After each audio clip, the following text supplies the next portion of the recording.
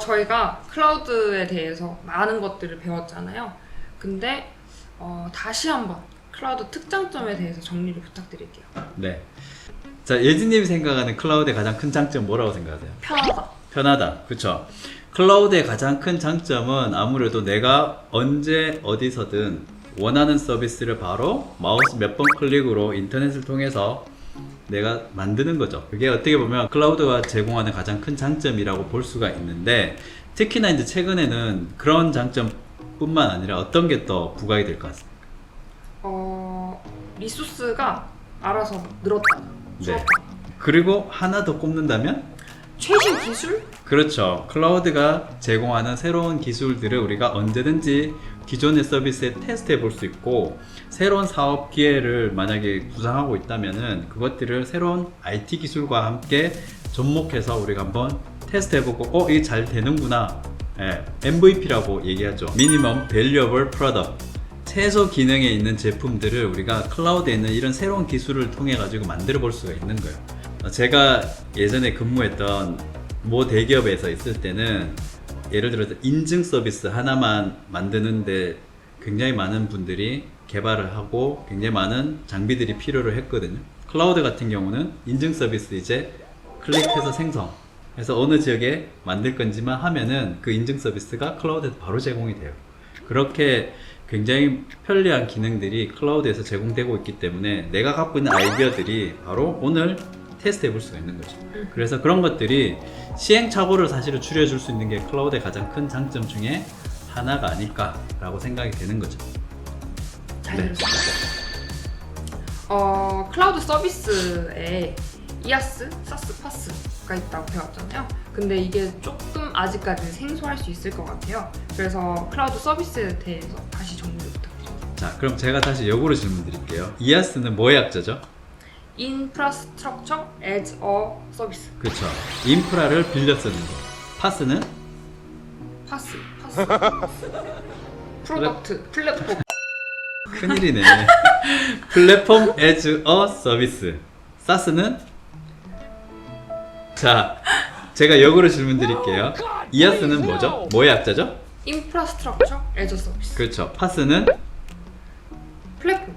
그렇죠. 플랫폼 as a Service. 사스는? 소프트웨어. 그렇죠. 소프트웨어 서비스예요. 자, 그래서 우리가 이아스라고 얘기하는 거는 인프라를 빌려 쓰는 개념이기 때문에 클라우드에서 내가 서버나 데이터를 저장하는 스토리지, 그리고 우리 회사만의 별도의 네트워크, 이런 것들을 빌려 써서 개발자분들이 OS 설치부터 모든 것들을 사실은 해야 되는 게 이아스예요. 물리 환경인 온프레미스보다는 좀 더 편해지긴 했죠. 그렇지만 여전히 서버 관리, 모니터링은 해야 되는 부담이 없지 않아 있어요. 근데 파스 같은 경우는 요즘 또 뭐가 되세요? 파스 같은 경우는 서버리스, 그죠? 서버리스를 뭐 별도로 펑셔내저 서비스라고도 얘기를 한다고 말씀드렸잖아요. 그만큼 인프라 관리에 대한 부담은 없이 내가 소스 코드만 만들면 원하는 작업들을 할 수가 있죠. 자, 근데 클라우드는 최종적으로 목적지가 어디라고 말씀드렸죠, 제가? 사스. 그렇죠. 사스예요. 그래서 우리가 사스로 모든 클라우드 서비스들이 지금 달려가고 있는데, 사스가 되면 내가 원하는 모든 서비스들을 구독을 통해서 빌려서 쓸 수가 있는 거죠. 자, 그러면 이런 이아스, 파스, 사스 개념을 우리가 다시 한번 정리를 해보았는데, 사스 시대가 정말 본격적으로 확대가 되고 있는 것들을 최근에 뉴스를 통해서 확인할 수가 있어요. 예를 들어서 대학병원 같은 경우도 그렇고, 대부분 큰 금융기관이나 이런 공공기관 같은 경우도 예전에는 모든 그 대부분의 서비스들을 다 자체 개발을 했죠. 아니면 외주 용역을 통해서 SI라고 보통 얘기하죠. 시스템 인테그레이션. 그래서 개발을 많이 했는데 최근 어떤 분위기인지 아세요? 갖다 쓰는 분위기. 그렇죠. 이미 완성된 제품 형태의 SaaS를 통해서 회사의 최소한의 커스터마이징, 개발만 적용을 해서 쓰는 형태로 지금 하고 있어요. 그래서 클라우드가 이렇게 구축해서 빌려 쓰는 SaaS 형태로 발전이 된다 라고 보시면 되겠죠. 아까보다 낫다. 자. 네, 그러면 조금 더 현실적인 얘기를 하고 싶은데 최근 국내 그리고 해외 클라우드 서비스 동향은 어떤지. 글로벌 클라우드 시장을 보면 제가 한마디로 요약하고 보고 싶은데 뭐냐면 뭐 전쟁일 것 같아요? AI. 그렇죠.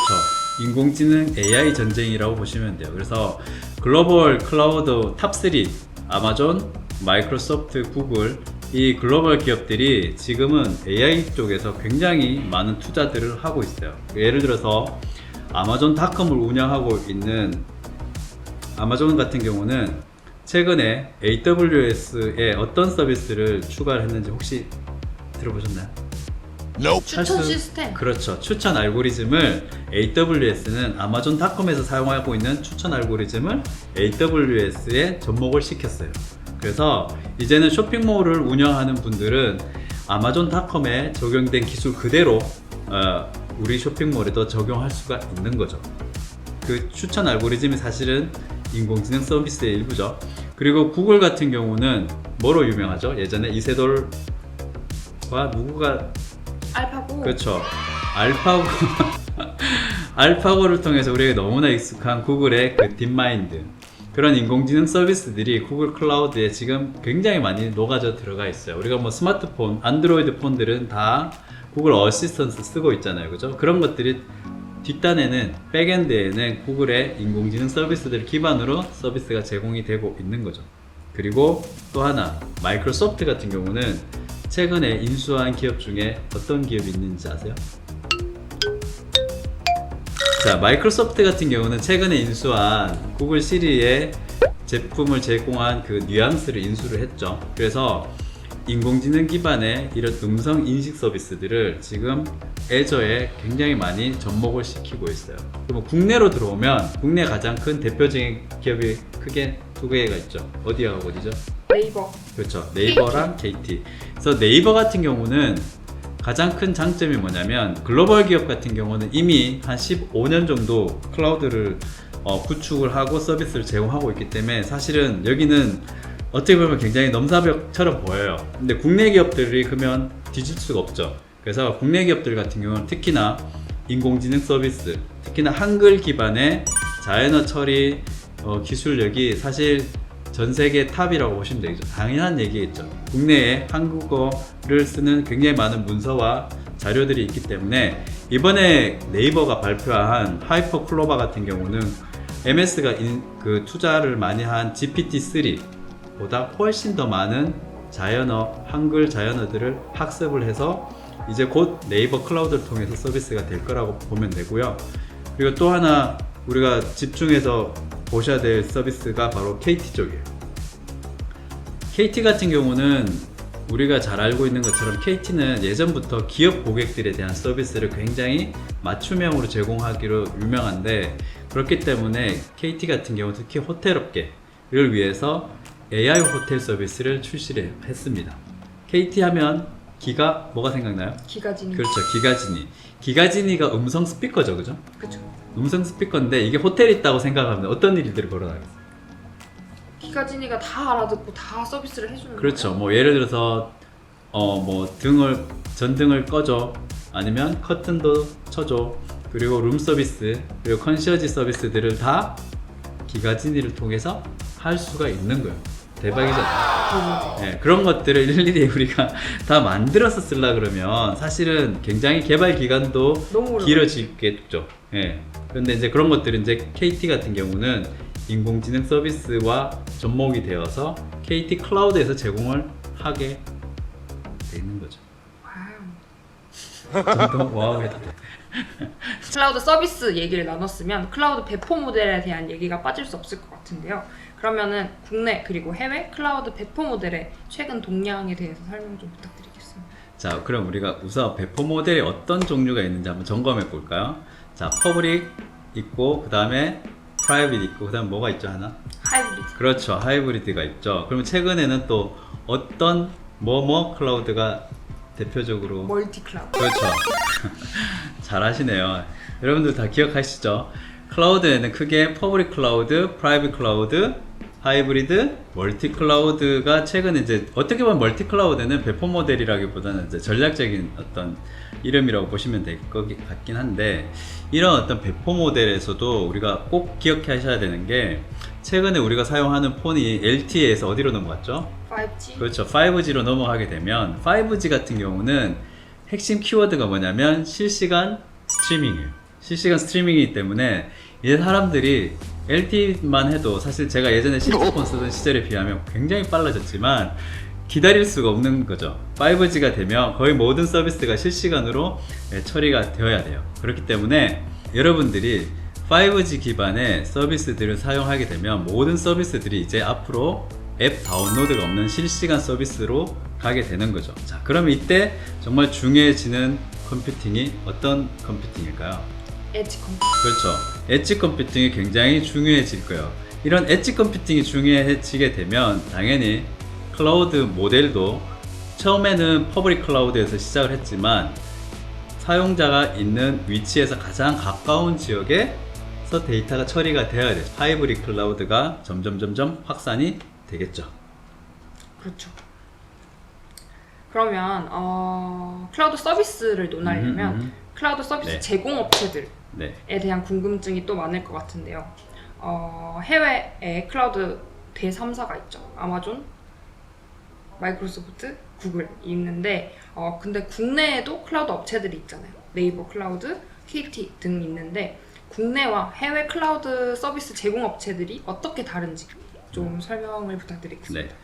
우선은 뭐 우리가 잘 알고 있는 것처럼 이런 해외 클라우드 업체들은 이미 한 15년 이상 클라우드 인프라 구축뿐만 아니라 서비스를 위해서 정말 막대한 금액을 투자를 했어요. 그렇기 때문에 이아스에서 사스에 이르기까지 굉장히 폭넓은 서비스들을 제공하고 있고, 특히 뭐 아마존 같은 경우는 이아스 파스를 넘어서 이제 클라우드 업계 리드 업체로서 서비스를 제공하고 있죠. 그렇지만 또 마이크로소프트가 질세라 굉장히 많은 서비스들을 최근에 추가를 했고, 그리고 MS나 구글 같은 경우는 이아스 파스는 어떻게 보면 아마존보다는 조금은 뒤처질지 모르지만 시장 점유율 면에서, 그 다음 사스 같은 경우는 굉장히 크게 확산을 하고 있는 상황이라고 보시면 돼요. 그래서 이런 게 전반적인 어떤 흐름인 거고, 국내 같은 경우는 이제 앞서 말씀드린 기도 했지만 네이버 같은 경우는 인공지능 서비스에 굉장히 크게 투자를 하고 있어요. 그래서 불행 중 다행인지 모르지만 우리나라 같은 경우는 한글이 강점이죠. 네, 한글이 굉장히 강점인데, 이런 것들을 해외 클라우드 업체들이 한국어를 학습시키는 데이터 양이나 이런 것들은 아무래도 국내 기업을 따라올 수가 없습니다. 그래서 하이퍼 클로바 같은 경우는 MS가 굉장히 많은 투자를 한 GPT-3가 언어를 얼마만큼 학습을 시킨지 혹시 아세요? 1750억 개의 데이터를 학습을 했는데, 이제 대부분 이제 영어, 다른 언어들인데, 네이버에서 제공한 하이퍼 클로버 같은 경우는 그 GPT-3가 학습한 양보다 훨씬 많은, 거의 한 2배 가까이 되는 양들을 한글만 학습을 시킨 거죠. 그래서 어떻게 보면 전 세계에서 한글을 가장 잘 이해하는 AI가 네이버가 가지고 있다고 보시면 되는 거죠. 그래서 국내 기업 같은 경우는 이렇게 굉장히 특화된 서비스들을 한국 기업들에게 혹은 개인들에게 제공하고 있는 게 가장 큰 특징이고요. KT 같은 경우도 말씀드린 것처럼 KT 같은 경우는 기업이 필요로 한 서비스를 굉장히 커스터마이징해서 꼭 필요한 서비스들을 잘 제공해 주고 있어요. 예를 들어 호텔업계 같은 경우는 앞서 제가 말씀드린 것처럼 호텔에 꼭 필요한 음성 서비스 같은 거, 그런 것들은 이제 KT들은 만들고 있고, 특히나 이제 요즘같이 블록체인 기술이 점점 확대되고 있는 상황에서 지방자치단체들도 뭘 만드냐면 지방 화폐, 지역 화폐들을 만들죠. 그런 것들을 블록체인 기반으로 제공을 KT에서 하고 있습니다. 네. 그런 것들이 어떻게 보면 국내외 기업의, 클라우드 기업의 가장 큰 특징. 국내 기업은 우리나라 기업이 꼭 필요한 서비스들을 굉장히 잘 제공해 준다. 근데 글로벌 기업 같은 경우는 굉장히 큰 자금력과 인력들을 통해서 굉장히 폭넓은 서비스를 제공한다. 그런 것들이 어떻게 보면 가장 큰 특징이 아닐까 생각이 되는 거죠.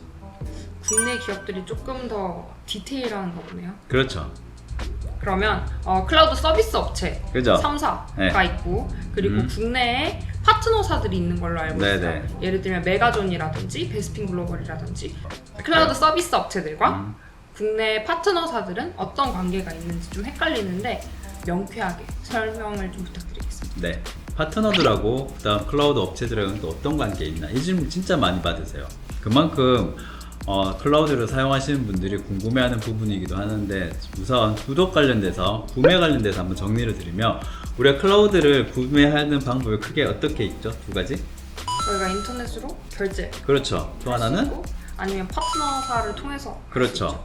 우리가 클라우드를 크게는 이제 인터넷에서 결제하거나 파트너들을 통해서 우리가 할 수 있는데 이런 클라우드 업체들 같은 경우는 직접 판매하는 방식은 온라인에서만 하는 경우가 있고요. 그 다음에 파트너들을 통해서 이 클라우드 제품을 판매를 하고 있어요. 그 대표적인 업체가 말씀하셨던 메가존이나 베스핀 글로벌 같은 기업들이 있을 거예요. 근데 이런 클라우드 파트너들이 단순히 클라우드 제품만 이렇게 판매해 주는 게 아니라 또 어떤 서비스를 제공할 것 같아요? 기업들이 이걸 클라우드를 쓰다 보면 어떤 문제가 있을까요? 컨설팅을 일단 그렇죠. 클라우드가 워낙 복잡하고 어렵죠, 사실은. 예, 저희가 이제 클라우드 기초가 쉽다라고는 얘기하지만 사실 어렵잖아요. 그렇기 때문에 이 기술적인 도움을 받는 게 굉장히 필요해요. 그래서 이런 서비스들을 종합적으로 제공해주는 바로 MSP라고 보통 얘기를 하는데 매니지드 서비스 프로바이더. 그래서 이런 매니지드 서비스를 제공해주는 파트너들이 과금부터 그리고 시스템 운영을 대행해주는 거 그리고 정산 서비스 이런 것들을 종합해서 제공을 하고 있다고 보시면 됩니다. 네. 네, 명쾌한 설명이었는데